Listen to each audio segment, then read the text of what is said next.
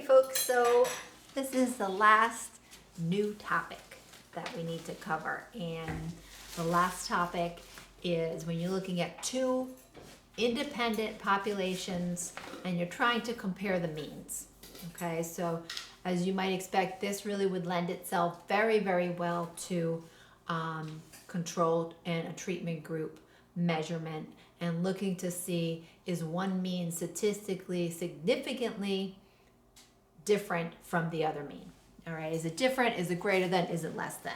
So in all of these hypothesis tests for this very last section, the two sample t-test, all right, and that's what you're going to want to say when you test the conditions. These are the big ideas, okay? I do have my notes written up, the ones that I'm going to go through on the Zoom class, and we'll look at a few other examples during that class, okay? But the big idea is that for a two sample t-test, you're always making the assumption that the means are the same. And if the means are the same, the means are equal, then that must mean that the difference of the two means is about 0. Now, if that's the assumption, so that's like the parameter, just like for all the other tests, that's what guides the calculation. So we're making the assumption that the difference of these two means is 0. So that's the center of our normal curve. Now we're going to be weighing that against the alternative, right? If we make this assumption, then is it possible that, let's say, one mean is less than the other, right? So we know that we could have less than, we could have greater than, or we could have not equal to. So our statistic in all of these is based on the fact that the parameter, right, this is mu1 minus mu2. So our statistic, similar to how it was the p hat sub 1 p minus p hat sub 2 in the last section, is going to be a difference in the two x bars. So we're going to find a difference between two samples. All right, and we're going to see how far is that away from 0. Okay, so whatever the difference is, we're going to be calculating the p-value, as always, to see if it's very unlikely, based on the assumption that the two means are really equal for the populations. Okay. Now, when you look at the conditions for this type of test, you still have SRS, so you've got two SRSs. You've got the 10% condition based on both sample size, N1 and N2. And you also have the normality condition, which is just like for the t-test. We either have it given, it could be central limit theorem, or lastly, if we're given the actual data sets, the two data sets, then that would mean that we'd have to do an assessment of normality. So for a two sample t-test, if you do have skewness, it's still acceptable as long as you don't have outliers and the skew for both samples are the same. Okay, so take a look at the test statistic. The test statistic is going to be very similar. I'm just going to erase my sketch here.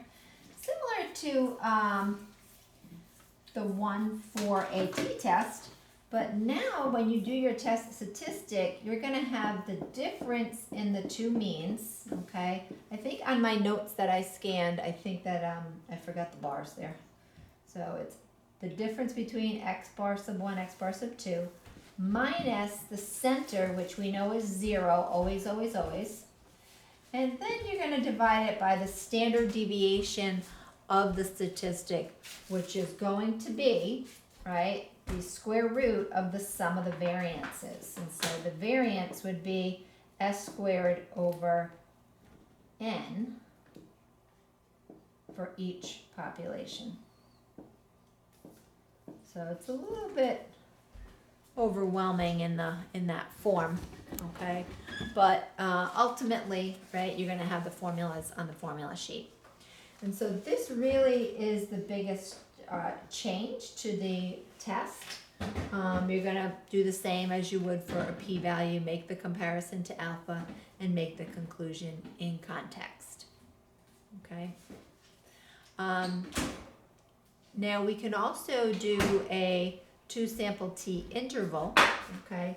And a 2-sample t interval is constructed just like a t interval. And so we would take that general form.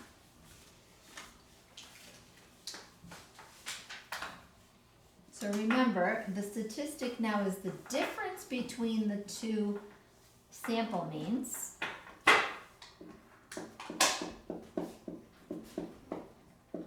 Plus or minus the t star times the standard error of the statistic.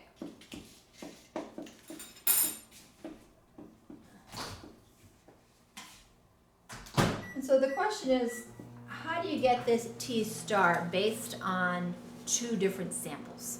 Okay. So that's okay. So let's just say, so if we take the one that I have in the notes for you on Schoology, you've got an experiment where you have two different samples, right? So let's say we want to come up with a 99% confidence interval for the difference in those mean pulse rates, okay? So we've got a lot of different information here in the opening section. So they did this experiment and they gave a beta blocker to the experimental group, all right? And so they've got in the treatment group,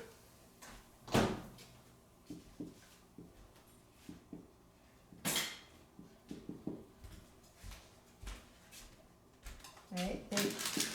They got a average pulse rate, 65.2, a standard deviation of 7.8 for a sample size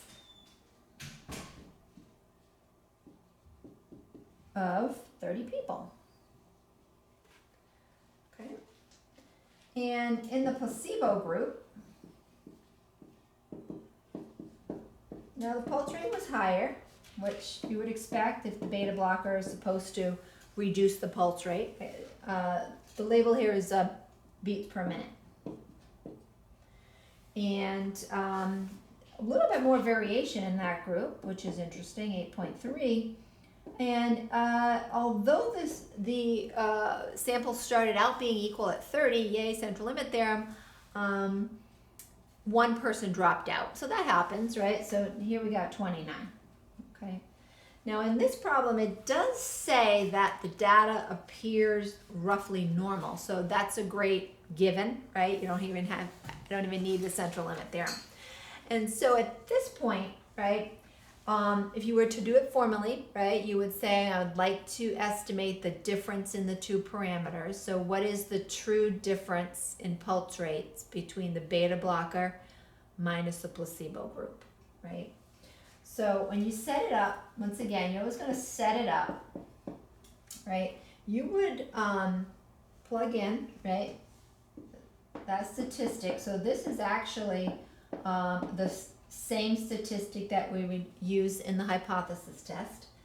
And then the T star, now as far as degrees of freedom here, how you would handle this is you would say, what is the lesser of the two?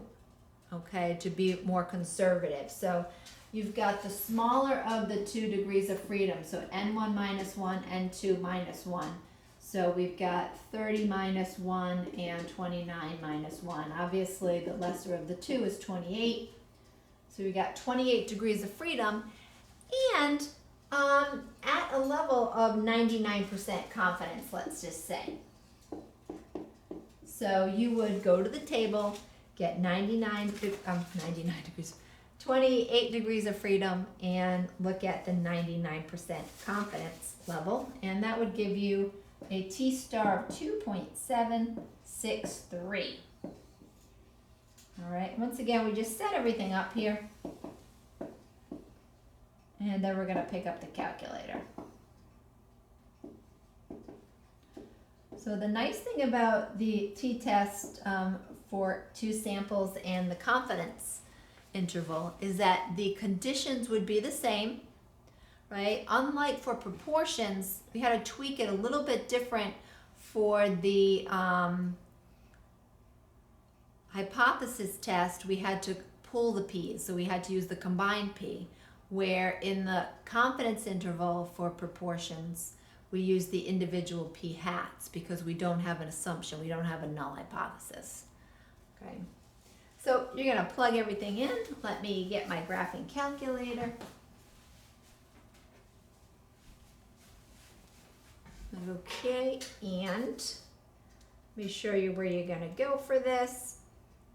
You're going to go to Stat Tests, and you see that you have the two sample t-test there, which we could do if we were to do a hypothesis test, but you want the two sample t interval, so two sample t interval.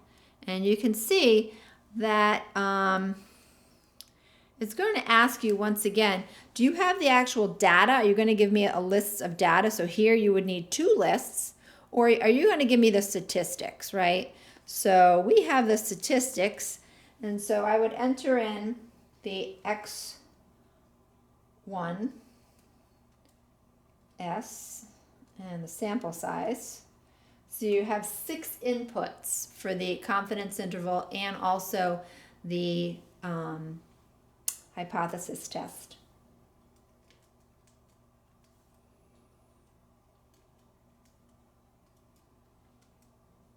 And of course you do the confidence level.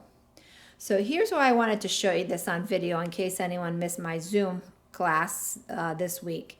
It's going to ask you if you want to pool, all right? You're never going to pool for means. That's the short answer. Reason for pooling would be if the standard deviations were similar. All right, maybe this data kind of behaves similarly, but just never pool for means, okay? So we've got everything we need. We can arrow down and hit calculate. And of course, we've got the interval there, okay? Now what I wanted to also point out to you folks is that the degrees of freedom is going to be weird here, right? They're using a crazy big formula to get that, all right? You don't really need to know the formula, and in fact, I would stay away from just copying that down because you didn't use that when you set up your formula. Okay. Notice that the degrees of freedom is somewhat greater than ours. We had 28 degrees of freedom. A higher degree of freedom would give us a smaller t star, which would decrease the interval's width. And we err on the side of caution by using a smaller degree of freedom based on the sample size only, and that kind of casts a wider net as to what the possibilities are. Okay, so we've got our confidence interval, and the confidence interval does not really show good promise to prove that the means are different, right? Remember, a confidence interval can give you evidence in a hypothesis test if it's a two-sided test. Probably would want to say it reduces, right? But if you were proving different, you could use the confidence interval. And notice that the confidence interval, unfortunately, includes 0, which means that, you know, at the 99% confidence level, it's plausible that this parameter, which is mu1 minus mu2, is 0, which means that mu1 could equal mu2. So it's not good news if you wanted to prove that there's a difference between the two treatments, the beta blocker and the placebo, or the lack of treatment. So yeah, so that's the the two sample t-test and the two sample t-interval. The key for a two sample t-test to remember is that you're looking at two independent populations. So often treatment and control group, all right? You could be comparing, you know, two, you know, class averages. You could be comparing